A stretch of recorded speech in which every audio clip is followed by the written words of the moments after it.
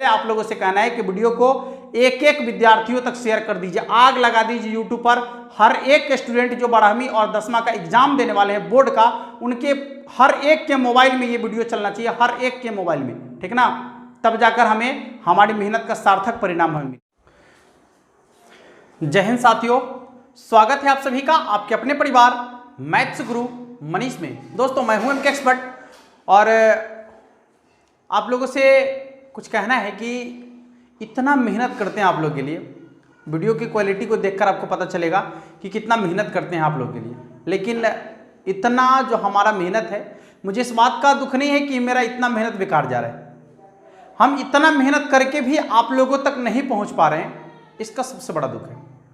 आप वीडियो को देखिए जाकर, जो हमारा वीडियो का कंटेंट है, अदरवाइज आपको वो वीडियो उस टाइप का कंसेप्ट आपको देखने को नहीं मिलेगा। पूरे यूट्यूब पर खोज कर देखिएगा, बड़ी मेहनत लगता है, बहुत ज़्यादा वर्क करते हैं आप लोग के लिए, हार्ड वर्क। रात के 11-12 बजे तक, फिर सुबह के 3 बजे से जकड़ और आप लोग के लिए मेहनत करना पड़ता है।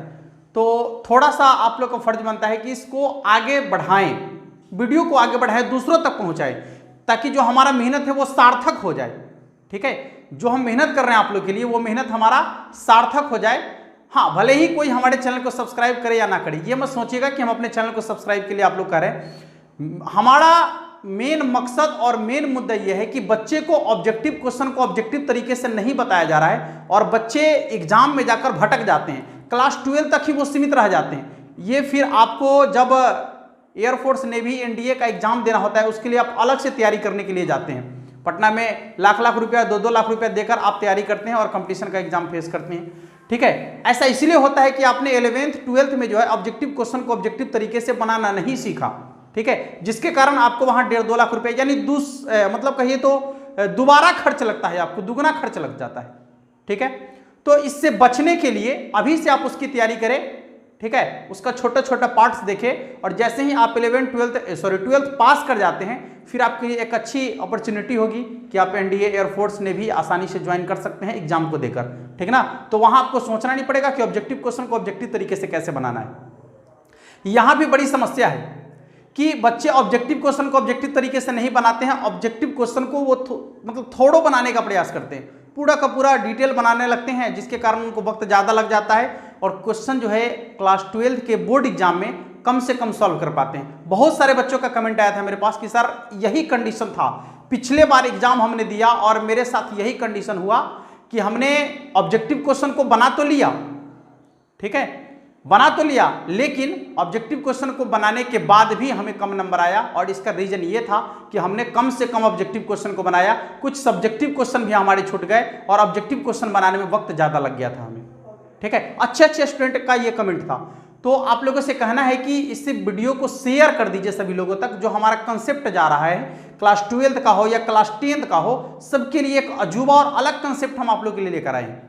ठीक ना, पूरे ऑब्जेक्टिव क्वेश्चन को ज्यादा से ज्यादा 5 से 7 सेकंड में हम आपको सॉल्व करवाते हैं। एक क्वेश्चन को बनाने में ज्यादा से ज्यादा वक्त लगता है, बड़ा प्रश्न है तो 7 सेकंड या 10 सेकंड, यदि छोटा प्रश्न है, ठीक है, तो फिर 1 से 2 सेकंड बहुत ज्यादा हो गया।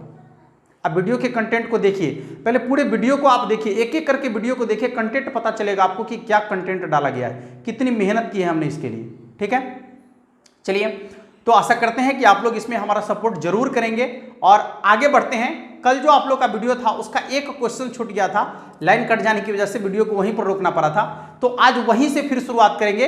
देखिए प्रश्न आपको यहां पर दिख रहा होगा, कहता है a नॉट इक्वल 0 ना, कह रहा है कि a नॉट इक्वल 0 तथा डिटर्मिनांट के रूप में दिया गया प्रश्न 1 + a 1 1, फिर यहां 1 + a 1 1 1 1 + a। ठीक है, और ये आपसे कहा जा रहा है, देखिए ये आपसे कहा जा रहा है कि इतना का मान जो है 0 के बराबर है।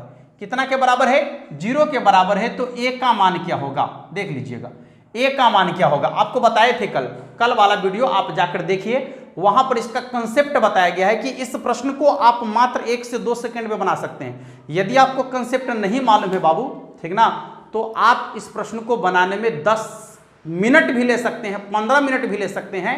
ठीक ना, तो इसीलिए जो है आपको कंसेप्ट की जरूरत है। अब इस कंसेप्ट को कैसे बनाना है इस प्रश्न को ध्यान दीजिएगा। ए का मान आपको निकालना है, तो हम आपको बता दिए थे कि यहाँ जो इस प्रश्न का ए का मान होता है, दो मान निकलता है। एक तो आपका 0 निकलता है जो फिक्स है, जब भी इस टाइप का प्रश्न होगा उसका मान ए का मान 0 होगा। लेकिन प्रश्न का टाइप था क्या कि देखिए यहाँ पर एक वेरिएबल होगा जिसका आपको मान निकालना होगा, जैसे a x x x y y y कुछ भी होगा, ठीक है ना। और इसके बाद जो यहां पर रहेगा संख्या, वही संख्या यहां पर रहेगा, वही संख्या यहां पर रहेगा। जैसे यहां 1 है तो यहां भी 1, यहां भी 1, ठीक ना। जो संख्या यहां पर रहेगा, जैसे मान लीजिए यहां 2 है तो यहां भी 2 रहेगा, यहां भी 2 रहेगा, ठीक है। यहां मान लीजिए 5 है तो यहां भी 5 रहेगा, यहां भी 5 रहेगा, माने सेम होगा, ठीक है। और ये प्रश्न का टाइप है, तो जब भी इस टाइप का प्रश्न आपको पूछेगा तो उसके लिए तो आपको ए का मान निकालना है। तो ए का मान तो एगो 0 होगा, यहां पर कह रहा है कि ए का मान 0 के बराबर नहीं होना चाहिए। चलिए, तो ये तो पहले ही काट दिया कि 0 वाला मान आपको नहीं चाहिए। तो दूसरा मान कैसे निकलता है देखिएगा, ए बराबर दूसरा मान, सिंपल काम करना है। देखिए सबको आपस में जोड़ लीजिए, ये सबको आपस में आप जोड़ लीजिए, सबको, ठीक है। सभी विकर्ण वाले संख्या को आपस में क्या कर लेना है, आपको जोड़ लेना है और उसका चिन्ह उलट देना है, ठीक है। संख्या को जोड़कर चिन्ह को उलट दीजिए। तो ए 1 1 1 तो कितना हो गया, 1 1 2 1 3, तो +3, चिन्ह उल्टा कर दीजिए तो क्या हो जाएगा -3।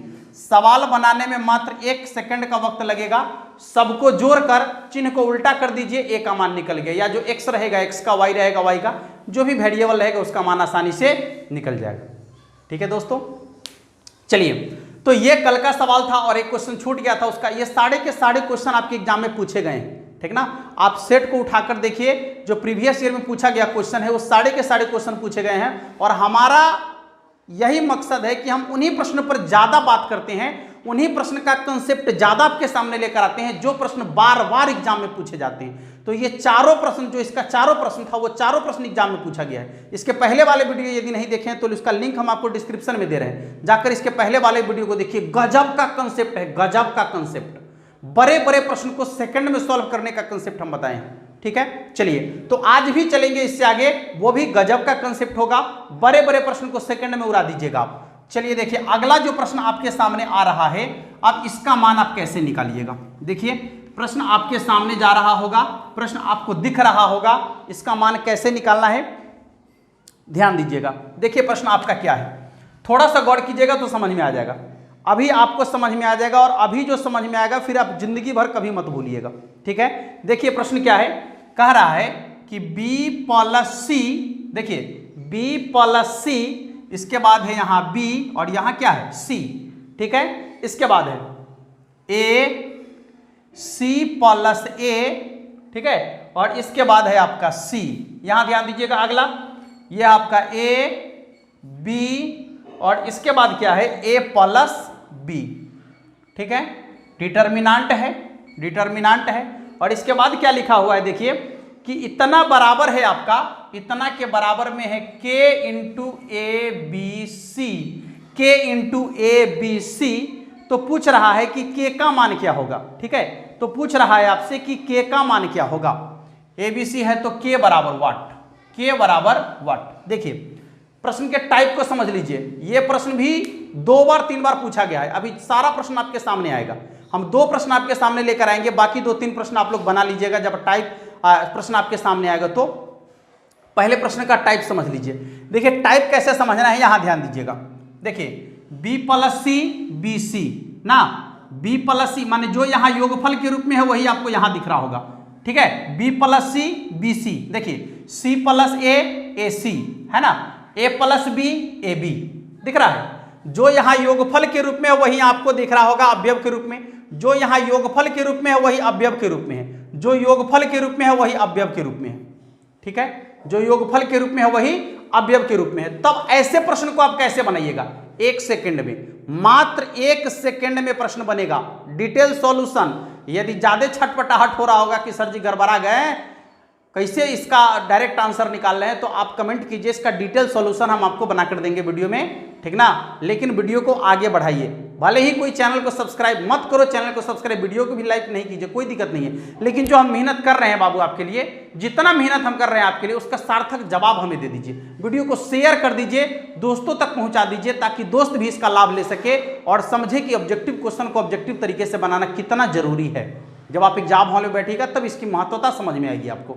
आइए, सवाल है जो योगफल के रूप में है वही यहां पर लिखा हुआ है। यहां भी देखिए, जो योगफल के रूप में है वही यहां पर लिखा हुआ है दोनों, ठीक है।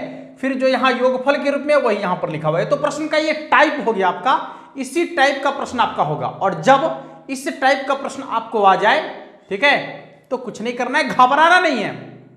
तब तो ऐसे आजा, 1 सेकंड में खत्म। हाँ, देखे हैं गब्बर जो है ना आपके इंडियन टीम में, खूब आईपीएल देखते होंगे आप लोग, ठीक है। कैसे करता है, एक बार जैसी कैच लिया बस मार देना है आंसर सीधे। देखिए आंसर कैसे बनेगा। अब क्या करना है, टाइप तो आपको समझ में आ गया, गिनती कर लीजिए। देखिए 1 2 3 4, 4 गो ए, ठीक है, 1 2 बी का गो, देखिए 1 2 3 4, 4 गो बी, माने सब चरचर गो है, सब कै गो है, चरचर गो है, ठीक है। तो इसका आंसर हो जाएगा बाबू, हंसिएगा नहीं, 4 ए बी सी, सब चरचर गो था ना, इसलिए 4 गो ए है, 4 गो बी है, 4 गो सी है, तो लिख दीजिए 4 गो ए, 4 गो बी या 4 गो सी, तो 4 ए बी सी। तो के जगह पर कितना आ गया, 4, के जगह पर कितना आ गया, 4 ना, के जगह पर कितना आएगा, 4, बन गया आपका आंसर। ठीक है साथियों, देखिए कितना आसानी से आंसर बन चुका है।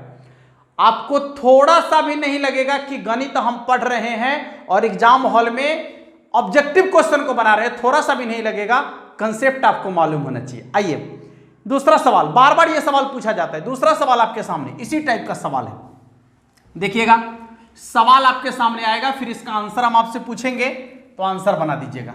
कैसे बनेगा इसका आंसर, सवाल आपको दिख रहा होगा सामने, और फटाफट से इसका बना दीजिए आंसर। ठीक है, आंसर बना दीजिए। देखिए सवाल क्या है, ध्यान दीजिएगा। सवाल आपका है, देखिए y plus z y z दिख रहा होगा, ठीक है। इसके बाद है, हाँ यहां थोड़ी सी गलती है, दूसरे स्तंभ में थोड़ा सा गलती क्या है कि देखिए यहां लिखा हुआ है, ये सवाल में गलती है, ठीक है, ये सवाल में टाइपिंग मिस्टेक है, जेड प्लस एक्स, ठीक है, यहां लिखा हुआ है जेड प्लस एक्स। तो समझ लीजिए कि जब नीचे में जेड लिखा हुआ है, ठीक है, जब नीचे में जेड लिखा हुआ है तो ऊपर में क्या होगा आपका, एक्स होगा। यहां पर क्या होगा, एक्स, क्योंकि जो योगफल है वही यहां पर आपको दिखना चाहिए। अगला लाइन बिल्कुल सही लिखा हुआ है, यहां लिखा आपका एक्स प्लस वाई, देख लीजिए एक्स प्लस वाई है, तो यहां पर आपका भी एक्स वाई होगा, ठीक ना। तो ये आपका हो गया एक्स और वाई। सवाल का एकदम सेटिंग बनाया हुआ रहता है, एकदम सेटिंग है, ठीक है। ये सवाल आपका पूछा गया सवाल है, तो आपसे पूछता है कि इसका मान कितना के बराबर होगा। अब कुछ नहीं दिया है, सीधे सीधे इसका मान आपसे पूछ रहा है ना। देख लीजिए, अब सीधे सीधे इसका मान आपसे पूछ रहा है, तो फिर से वही बात देख लीजिए ना, ए गो एक्स, 2 गो एक्स, 3 गो एक्स, 4 गो एक्स, वाई भी 1 2 3 4, जेड 1 2 3 4, सब है चरचर गो, तो क्या लिखेंगे, 4 एक्स वाई जेड।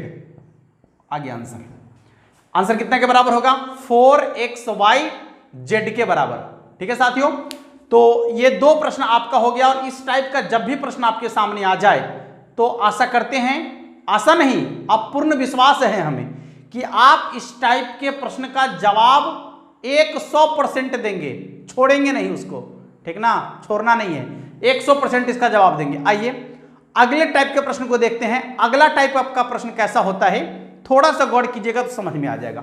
देखिए अगला टाइप आपका प्रश्न है कि यदि प्रश्न इस टाइप का आ जाए, ठीक है, जिसमें 1 1 1 रहे, कहीं पर भी किसी रो में या किसी कॉलम में आपका 1 1 1 ऐसे दिख जाए, ठीक है, तो इस प्रश्न को बनाने के लिए आप 10 सेकंड का वक्त ले सकते हैं। थोड़ा सा वक्त ले लीजिए इसको बनाने के लिए, ठीक है, क्योंकि इस पर डायरेक्ट आप फार्मूला नहीं डाल सकते हैं, ठीक है, डायरेक्ट कॉन्सेप्ट पढ़ी है ही नहीं, थोड़ा सा क्रिया करना पड़ता है। बट घबराने में 10 सेकंड ना लगेगा, कोई बात नहीं है, 20 मिनट तो नहीं ना लगेगा, 10 मिनट तो नहीं ना लगेगा, 5 मिनट नहीं ना लगेगा, 10 सेकंड लगेगा, 10 सेकंड लगेगा तो लगा देंगे। करना क्या है, देखिए एक बार में आप 2 क्रिया कीजिए, ध्यान दीजिएगा, इसको 0 कर लेना है। देखिए 0 कैसे होगा, बस इस पर ध्यान देना है, इसमें से इसको घटाइए 0, इसमें से इसको घटाइए 0। देखिए ध्यान से इधर, इसमें से इसको घटाइए 0, इसमें से इसको घटाइए 0, केवल 2 को 0 कर देना है आपको, बस इतना ही सोचना है कि जो 2 है, 2 किसी 2 को 0 कर लीजिए।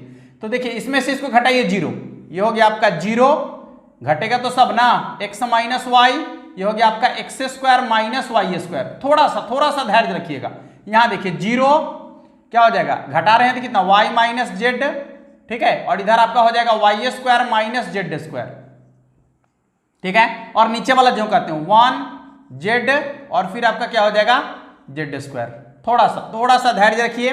देखिए अब आपको एक चीज यहां दिख रहा है, एक्स माइनस वाई, और यहां x square minus y square है, यानी a square minus b square है, तो क्या है a minus b into a plus b, है ना इसमें। फिर यहां देखिए a square minus b square है, तो यहां भी आपका a minus b into a plus b, है ना, यह है। अब देखिए तो आपको क्या दिख रहा है कि यहां तो 0 है, एक्स माइनस वाई इसमें भी, एक्स माइनस वाई इसमें भी, तो दोनों में से एक्स माइनस वाई बाहर, ठीक है। यहां देखिए y माइनस जेड और यहां भी y माइनस जेड, तो दोनों में से y माइनस जेड बाहर, ठीक है।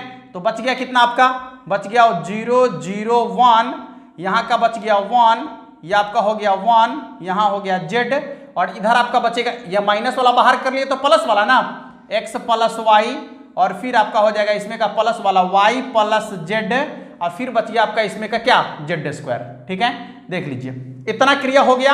अब आपको क्या करना है, इसी को विस्तार कर देना है। तो विस्तार कैसे करना है, दूगो तो 0 है, ये है, केवल इसका क्रिया करना है। देखिएगा x माइनस वाई और y माइनस जेड, ध्यान दीजिए प्लस माइनस प्लस लिखना है, इसके रॉ और कॉलम को छोड़ देना है, ठीक है, रॉ और कॉलम को छोड़ देना है। तो बाकी क्रिया कैसे करना है, y प्लस जेड को 1 से गुना करेंगे तो y प्लस जेड, ठीक है, और एक्स वाई को 1 से गुना करेंगे तो कितना हो जाएगा माइनस एक्स वाई, बीच में तो माइनस का चिन्ह रखना है ना, तो x प्लस वाई, ठीक है।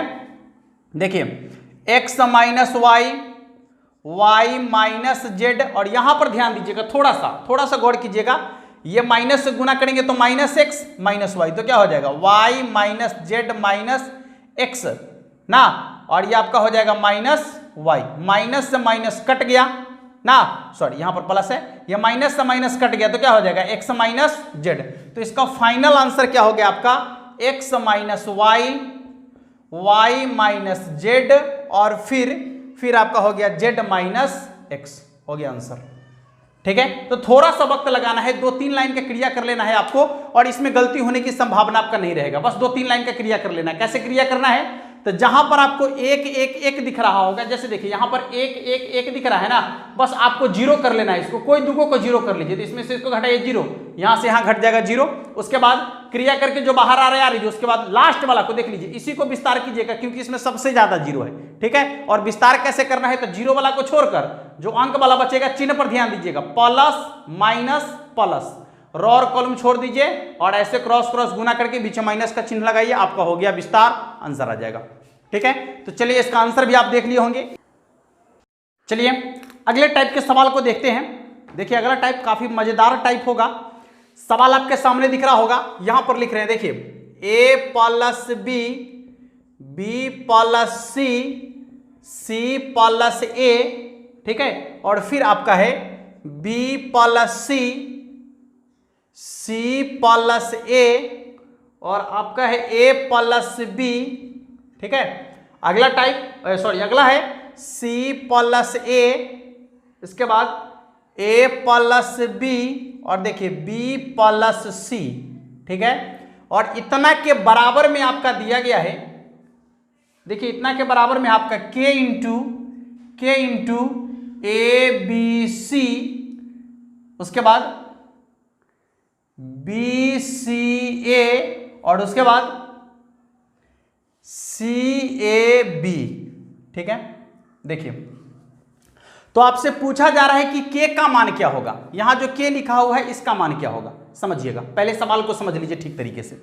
देखिए यहां पर a plus b, b plus c, c plus a, b plus c, c plus a plus b, a plus b sorry c plus a, और इसके बाद ए प्लस बी और बी प्लस सी। तो देखिए इसका पहला यहां सब आ गया, ए आ गया, दिख रहा है, बी आ गया, सी आ गया, ठीक है, आ गया ना।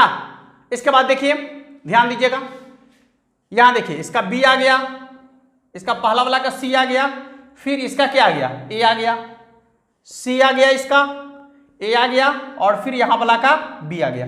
तो बच क्या गया, देखिए फिर बच गया वही चीज, क्या बच गया, बी सी ए, यानी ठीक इसका उल्टा ना, ए बी सी, और बच गया इधर क्या, बी सी ए। यहां देखिए बी सी ए है ना, बी सी ए, तो इधर हो जाएगा आपका क्या, देखिए बी सी ए, तो बी ए सी ना, ऐसे बी ए सी, बी सी ए, तो आपका क्या हो जाएगा, बी ए सी। यहां देखिए सी ए बी, सी ए बी, तो क्या हो जाएगा, सी बी ए, यानी वही चीज आपका, एक ही चीज दो दो बार लिखा गया है, ठीक है।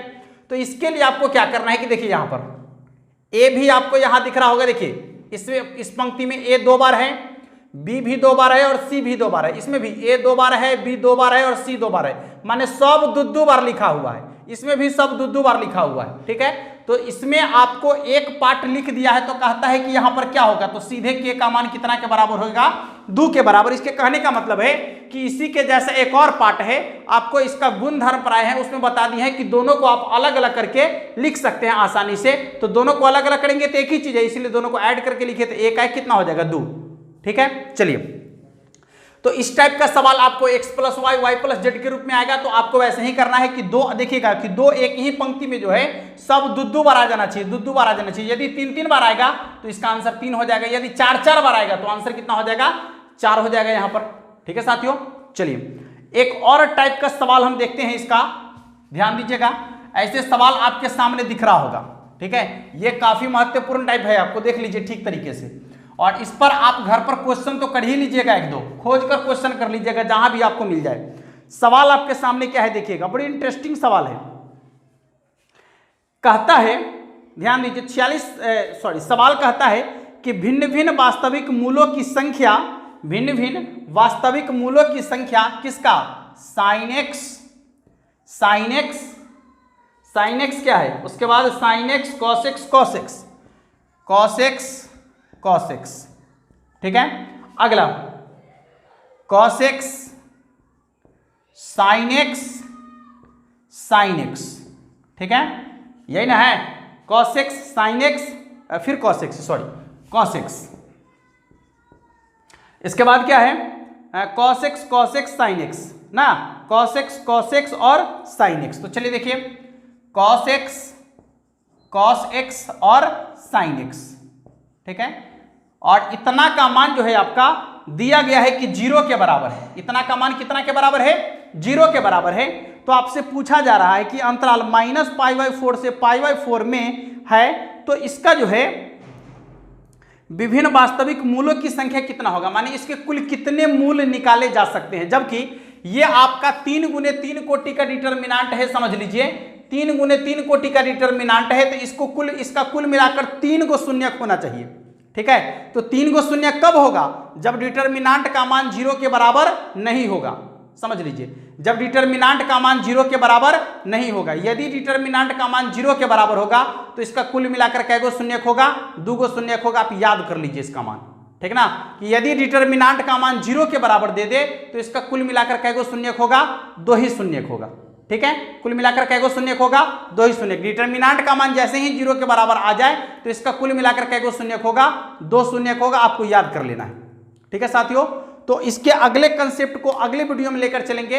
इस वीडियो में इतना ही, फिर मिलेंगे अगले वीडियो में, लेकिन उससे पहले आप लोगों से कहना है कि वीडियो को एक एक विद्यार्थियों तक शेयर कर दीजिए, आग लगा दीजिए यूट्यूब पर। हर एक स्टूडेंट जो 12वीं और 10वां का एग्जाम देने वाले हैं बोर्ड का, उनके हर एक के मोबाइल में ये वीडियो चलना चाहिए, हर एक के मोबाइल में, ठीक ना, तब जाकर हमें हमारी मेहनत का सार्थक परिणाम हमें मिलेगा। धन्यवाद दोस्तों, फिर मिलेंगे अगले वीडियो में, तब तक के लिए जय हिंद।